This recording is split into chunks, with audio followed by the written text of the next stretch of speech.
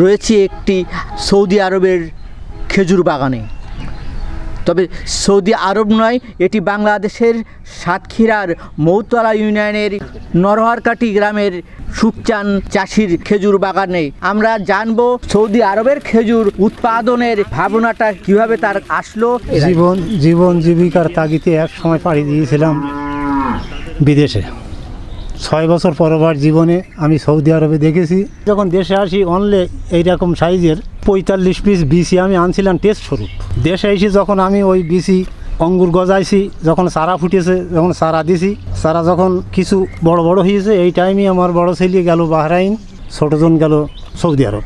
তাদের মাধ্যমে এই বীজ সংগ্রহ করে আজ এই আমার এই বাগানের এই সফলতা। মরিয়ম, আজওয়া, মেঘজুল, আম্বার, এইভাবে 8 প্রকারের গাছ, বীজের চারার গাছ আমার এই বাগানেতে আছে। ছোট চারাগুলো এই 1 বছর বয়সের চারাগুলো লাগালে 2 বছর পরে ফল আসে। আমার কাছে চারা আছে 27 মাস বয়সের চারা।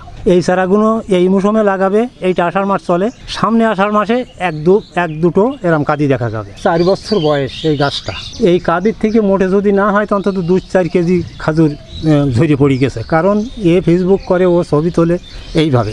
এখন 30 থেকে 40 কেজি খেজুর আছে। এর বাজার মূল্য আছে 1300 টাকা থেকে 1400 টাকা। সৌদি আরবের এই মরুপ্রান্তরের এই জাতের খালি ফল দেয় না, বাচ্চাও দেয়। আর এই বাচ্চাগুলোর অনেক মূল্য।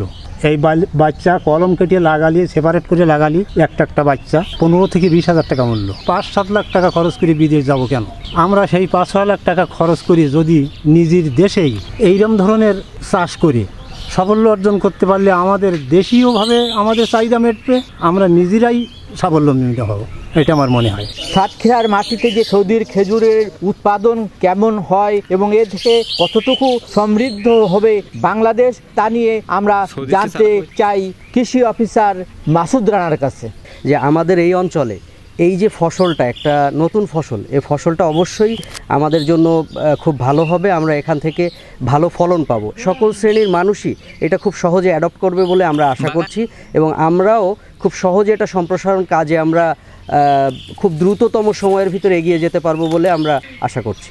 সৌদির খেজুর উৎপাদনকারী কৃষক সুকচান আমাদেরকে জানালো যে এই খেজুর গাছের এমনই বৈশিষ্ট্য, এ শুধু ফলই দেয় না, এ তার বাচ্চাও দেয়।